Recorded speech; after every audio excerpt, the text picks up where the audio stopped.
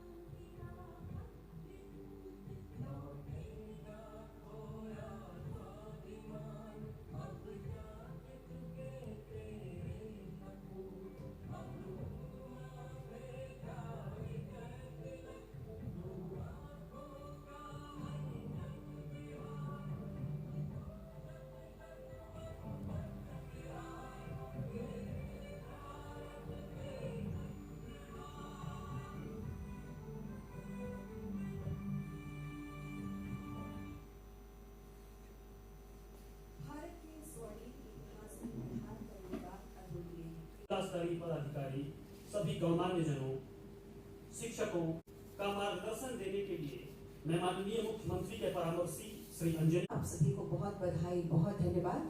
Virtual माध्यम से जुड़े आप कि 1911 में नवंबर महीने में तो बिहार को यानी बंगाल से अलग किया, जिसमें बिहार और उड़ीसा दोनों था, उसको अलग किया गया और पटना को ही उसकी राजधानी के बारे में निर्णय हुआ। लेकिन ये तय हुआ कि आखिरकार इसको हम कब से बिहार दिवस मनाएं, तो अनेक विषय थे। कब गवर्नर आ गए, कब क्या हुआ, नोटिफाई हुआ, तो इन सब चीज़ों पर गौर करते हुए हम लोगों को यही लगा कि देखिए, जिस दिन अंग्रेज़ों का राज था उन लोगों ने बिहार को एक अलग प्रांत के रूप में नोटिफाई किया, उसी को हम लोग बिहार दिवस माने। और ये काम 22 मार्च 1912 को किया गया था, तो इसलिए हम लोगों ने 22 मार्च को ही बिहार दिवस के रूप में मनाना शुरू किया। और इस पर चर्चा तो पहले से कई सालों से हो रही थी, लेकिन 2010 से एक कार्यक्रम का, अच्छे खासे कार्यक्रम की शुरुआत की गई और गांधी मैदान के माध्यम से हम लोगों ने ये सब काम काफ़ी कुछ शुरू किया, बड़े पैमाने पर काम किया गया। और जब 100 साल का समय आया 2012, चूँकि 1912 में ये नोटिफाइड हुआ था 22 मार्च को, तो उस दिन क्या भव्य कार्यक्रम हुआ, कितनी चीज़ों का निर्णय हुआ। आज जो राज्य गीत, और इसके बारे में हमारे उप मुख्यमंत्री जी ठीक कह रहे हैं, ये पहले से ही डिसाइडेड है कि जो हमारा राज्य गीत है इसको हम खास कार्यक्रमों में रखें। कई साल तक खास कार्यक्रमों में रखा जाता था, पढ़ा जाता था, लेकिन इधर ये काम धीरे धीरे लोग भूल गए। तो आपको जो आज उप मुख्यमंत्री जी दोबारा कह रहे हैं, ये पहले की बात है, तय है।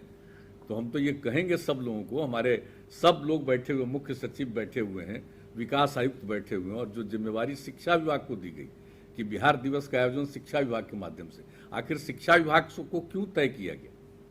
वो इसलिए तय किया गया कि शिक्षा सबसे महत्वपूर्ण है और पहले बिहार में शिक्षा थी। इन दिनों हम काफ़ी पीछे रहे, तो इसीलिए शिक्षा विभाग को ये जिम्मेवारी दी जाए और इसको बड़े पैमाने पर नई पीढ़ी के लोगों को ये जानकारी दें।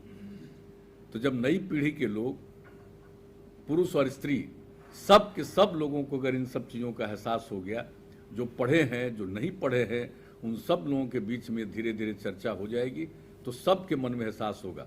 और आप जान रहे हैं, अब तो बिहार दिवस, आप जान लीजिए, सिर्फ बिहार में नहीं, बिहार के बाहर दूसरे प्रांतों में और यहाँ तक कि दूसरे देशों में जहाँ बिहार के लोग रहते हैं वहाँ बिहार दिवस मनाते हैं।